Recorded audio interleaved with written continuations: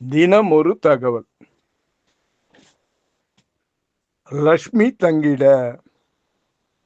லட்சுமினா மகாலட்சுமி, செல்வத்துக்கு அதிபதி அவள். பெரும் பணக்காரன் ஒருவர் வீட்டுல செல்வத்துக்கு பஞ்சமே இல்லை. எல்லா செல்வமும் அவர் வீட்டுல கொட்டி கிடந்தது. ஒரு நாள் அந்த வியாபாரியின் கனவுல மகாலட்சுமி தோன்றினாள். தோன்றி, பக்தனே, நீயும் உன் முன்னோர்களும் செய்துள்ள புண்ணியங்களின் காரணமாக இதுவரை நான் உங்கள் வீட்டில் தங்கியிருந்தேன். அதனால் நீங்கள் செல்வ செழிப்போடு இருந்தீர்கள். நீங்க செய்த புண்ணியம் அனைத்தும் தற்போது தீர்ந்து விட்டது. நீங்க புண்ணியம் செஞ்சீங்க, அதனால இத்தனை நாள் உங்க வீட்டில் நான் மகாலட்சுமி தங்கியிருந்தேன். அந்த புண்ணியம் அனைத்தும் தீர்ந்து விட்டது. இன்னும் ஓரிரு நாள்ல உங்க வீட்டை விட்டு நான் வெளியேற போறேன் அப்படின்னு அந்த மகாலட்சுமி அந்த வியாபாரியின் கனவில் தோன்றி சொன்னான்.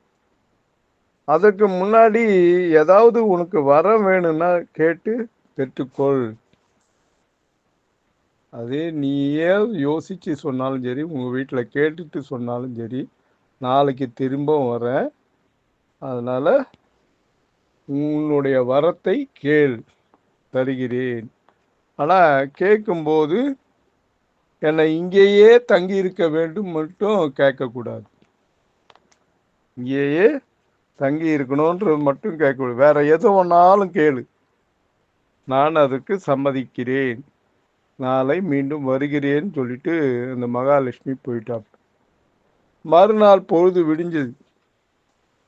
அந்த வியாபாரி என்ன பண்ணா, வீட்டில் உள்ள அனைவரையும் கூப்பிட்டான்.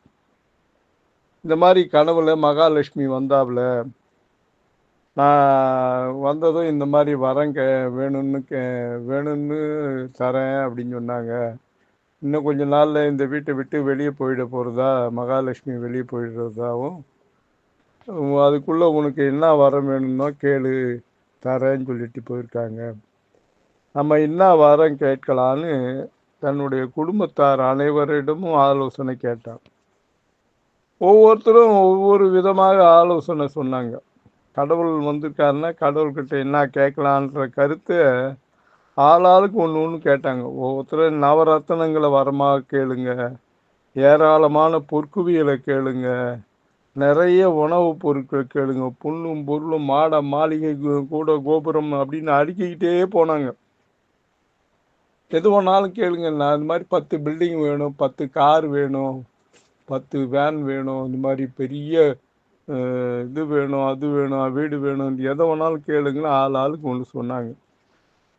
அப்போ அந்த வீட்டோட கடைசி பெண், அதாவது அந்த வியாபாரியோட பேத்தி பேரனும் வந்தாங்க. 2 பேரும் வந்தாங்க.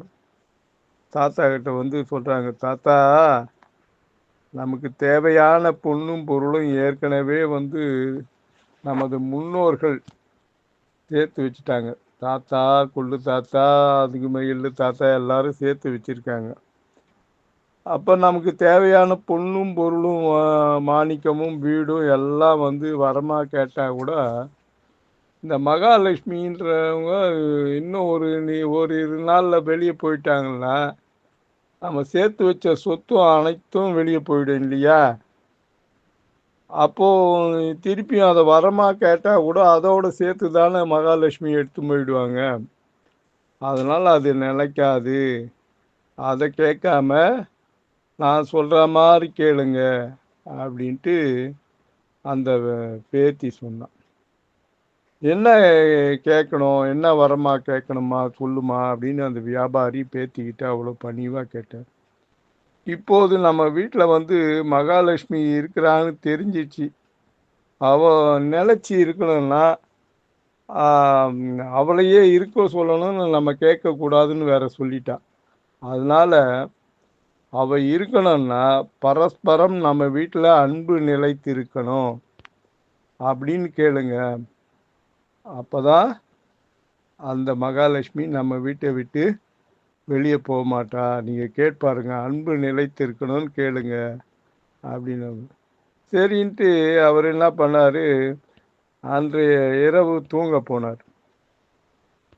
தூங்க போன உடனே அந்த மகாலட்சுமி திருப்பியும் அந்த வியாபாரியோட கனவுல வந்தாப்புல. கனவுல வந்த மாதிரி, என்னப்பா யோசிச்சியா, உங்கள் குடும்பத்தில் யாரையாவது கேட்டியா, என்ன வேணும்னு வரமா கேளு, நான் உனக்கு என்ன ஒன்றாலும் தரேன், பொண்ணும் பொருளும் எது ஒன்றாலும் கேளு தரேன். ஆனால் ஓரிரு நாளில் நான் இங்கேருந்து நான் கிளம்பிடுவேன், மகாலட்சுமி வீட்டில் தங்க மாட்டேன், நீ வேணுன்ற வரத்தை கேளு நான் தரேன் அப்படின்னு சொன்னான். அவகிட்ட, மகாலட்சுமி தாயே, எங்கள் குடும்பத்தில் உள்ளவர்கள் அனைவரிடமும் எப்போதும் பரஸ்பரம் அன்பு நிலைத்திருக்க வேண்டும். என்னது? பரஸ்பரம் அன்பு நிலைத்திருக்க வேண்டும், இதுவே நான் உங்களிடம் கேட்கும் வரம் அப்படின்னு. இந்த வரத்தை மட்டும் தாங்கள் கொடுத்தால் போதும் அப்படின்னு வியாபாரி கேட்டார். இந்த மகாலட்சுமி சிரித்திட்டே சொன்னாப்ல, மகனே, இப்படி ஒரு வரத்தை கேட்டு என்னை மீண்டும் உன் வீட்டிலேயே கட்டி போட்டு விட்டாயே, என்னை உன் வீட்டிலேயே கட்டி போட்டு விட்டாயே. எந்த குடும்பத்தில் ஒருவருக்கொருவர் பரஸ்பரம் அன்பு செலுத்தி வாழ்கிறார்களோ, எந்த குடும்பத்தில் சண்டை சச்சரவுகள் இல்லையோ, அந்த வீட்டில் நிச்சயமாக நான் இருந்தே தீர்வது என்று முடிவெடுத்துள்ளேன் அப்படின்னு மகாலட்சுமி சொன்னார்.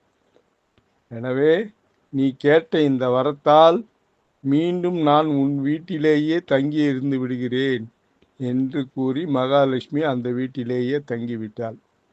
எந்த வீட்டில் குடும்பத்தில் பெரியவர்களை மதித்து வழிபடுகிறார்களோ, எங்கு நாகரிகமான முறையில் மற்றவர்களுடன் மரியாதையோடு பழகுகிறார்களோ, பிறருடைய செய்கையால் மனதில் கோபம் ஏற்பட்டாலும் எவர் தங்கள் வாயால் சண்டை செய்யாமல் இருக்கிறார்களோ, அந்த இடங்களில் எல்லாம் நான் வசிக்கிறேன் என்று இந்திரனிடம் ஒரு முறை லட்சுமி தேவி கூறியதாக புராண வரலாறு தெரிவிக்கிறது.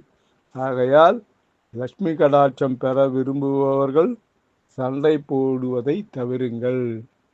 இப்படிதான் ஒருத்தன் என்ன பண்ணா, கடவுள்கிட்ட முறையிடணும் அப்படின்ட்டு, கடவுளே எங்கே இருக்க அப்படின்னா.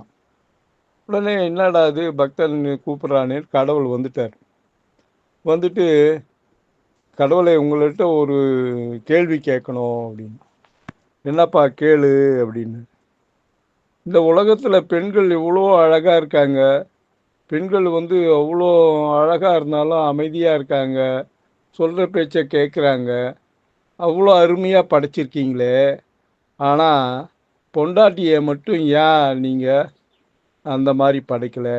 எதுக்கு எடுத்தாலும் சண்டை போடுறா, எதுக்கு எடுத்தாலும் திட்டுறா, எதை தொட்டாலும் கத்துறா, ஏன் பொண்டாட்டியை மட்டும் இந்த மாதிரி படைச்சிங்க? பெண்களை அவ்வளோ அழகாக படைச்ச நீங்கள் ஏன் பொண்டாட்டியை மட்டும் இப்படி படைச்சிங்கன்னு. உடனே கடவுள் அதுக்கு சொல்கிறாரு, ஏம்பா, நான் பெண்களை மட்டும்தான் படைத்தேன், அந்த அழகான பெண்களும் அமைதியான பெண்களும் அடக்கமான பெண்களையும் கட்டிக்கிட்டு நீங்கள் தான் மனைவியாக மாற்றி அவளை கொடுமைக்காரியாகவும் சண்டை போடுறவளாகவும் மாற்றினது நீங்கள் தான்பா. நான் என்ன போய் கேட்டால் நான் என்ன பண்ணுவேன்னு சொன்னாராம் அவர். இது எப்படி இருக்கு? மீண்டும் நாளை தினம் ஒரு தகவலில் சந்திப்போமா? அன்புடன் எம் தணிகானந்தம், சேந்தமங்கலம். வணக்கம்.